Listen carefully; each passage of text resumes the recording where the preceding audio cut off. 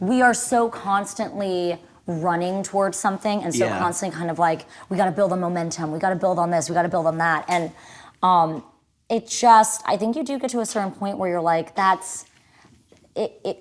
doesn't matter, or that's not worth it if you're not in a good place psychologically and emotionally.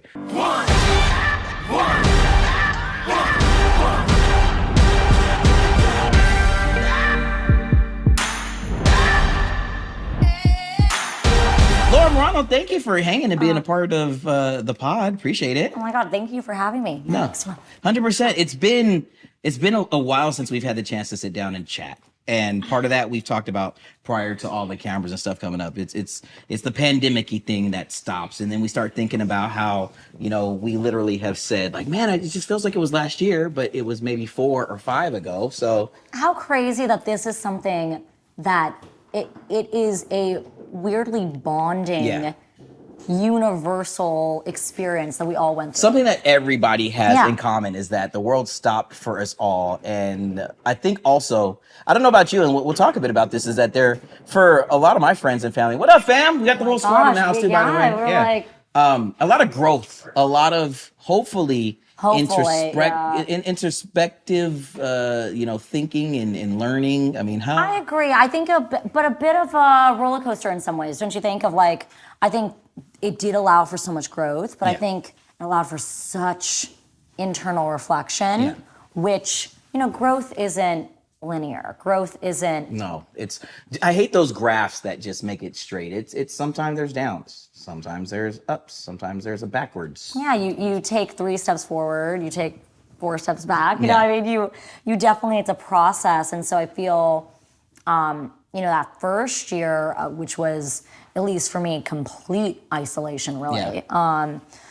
It was a lot of, I think I do this thing with a lot of my life where I throw myself in work. Okay, yeah. So instead of really dealing with the...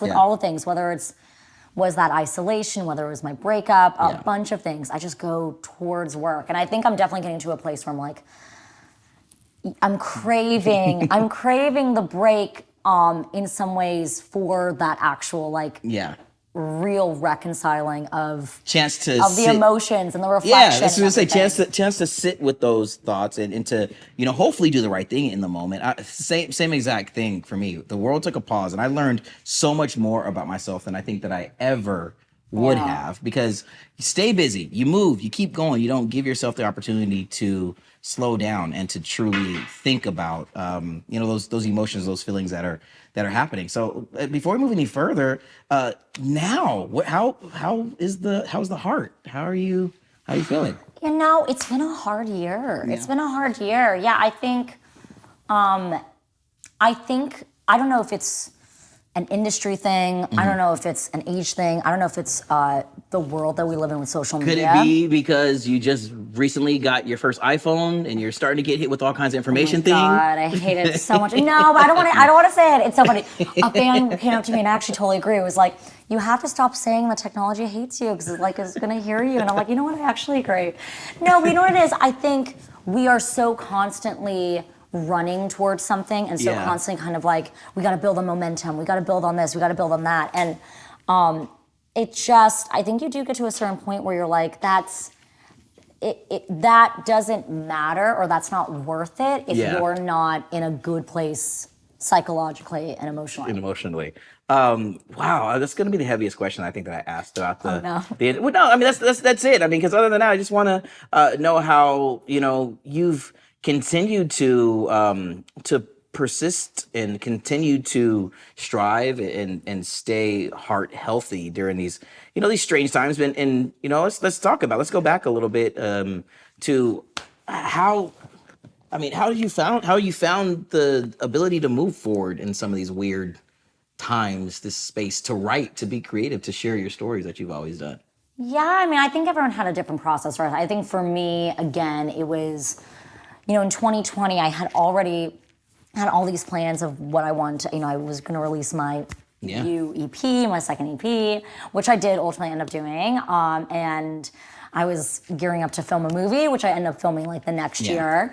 So there was a lot of things that were already in place, which I think, right, was kind of typical for so many people, right? So many people had, I mean, Things I was, set. yes, I was going to go on tour, which obviously didn't happen. And so I think for me, it was for a lot of the time staying on course of like, okay, I can't really do these things now, but I'm going to keep doing the work so when I can So you can do it. these Yeah. things, yeah. So, there wasn't that much new writing. There was a little bit of writing, but a lot of songs had been kind of written before. And then it wasn't until I went through my breakup in 2021 where I did a lot of new writing. And I was like, really just so much stuff and emotion was kind of pouring out of me that was really raw and really... Well, one of the things that we as fans and that everyone who's been a family and a friend that's here in the room understands and knows is that you write from personal experiences. Going back to even when I found this interesting. When you were 4, you wrote a song about your Uncle Tony. Uncle Tony. Uncle Tony. Like, Yes, but yes. deep down inside to have these stories and to know that it's your creative outlet to share them in that way. I want to kind of hang out in this songwriter world of yours. How scary at times is it to tell your stories?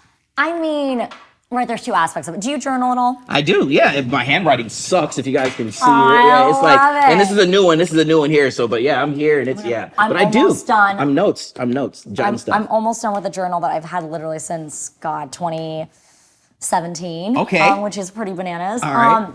So there's 2 aspects. And the first aspect is just writing it. It's just Just journaling. putting it out. It's just putting it out. It's just, I'm not even thinking about putting it out for everyone to hear. Yeah. I'm doing it for me, right? I'm Yes. like, it's an outlet. I'm going to put it all on the table. And then the second aspect is am I going to put this out? Is Yeah. this like a little too personal? Is this a little too this? Is this a little too that? And there's definitely been a few songs where I've been like, maybe I definitely am very cognizant of if I'm writing about somebody. Well, with that, how therapeutic is it to let that be a release? To know that you're creating these songs, you're writing songs that are your way of journaling, and then you do the amazing stuff, or we're going to talk about the value and all this stuff in a little bit. But when you get that release and you get it out there, and then you have so many people who they build their own stories around your story. Yeah, okay. So I was really nervous. I went on my first tour last year, and I was so nervous. All these songs were about my last relationship, and I was like, is this gonna just like reignite feelings? Like, is this gonna be really hard? Like, what's gonna happen? And I found it so therapeutic. I found it so cathartic because I had fans or people in the audience who, one, were like screaming the lyrics, which is it's the weirdest thing I'd imagine. the best, I can't imagine. weirdest thing. But exactly what you're saying, they are putting their own experiences onto the feelings that you're writing. And I think that's so special. Like, this whole year has been a really tough year and has been a lot of writing and a lot of reflection within my writing. And so my album is really a lot about that internal reflection, which is very specific to me. Yes. So there's a little bit of a concern of like, oh, is this going to feel too specific? But what I've found is the more specific I get in my songwriting, the more, in a weird way, universal the feeling is. Okay, maybe not the experience. Not the experience, but yes. The feeling that is underneath that experience is so universal. And I feel like that's actually a really beautiful thing.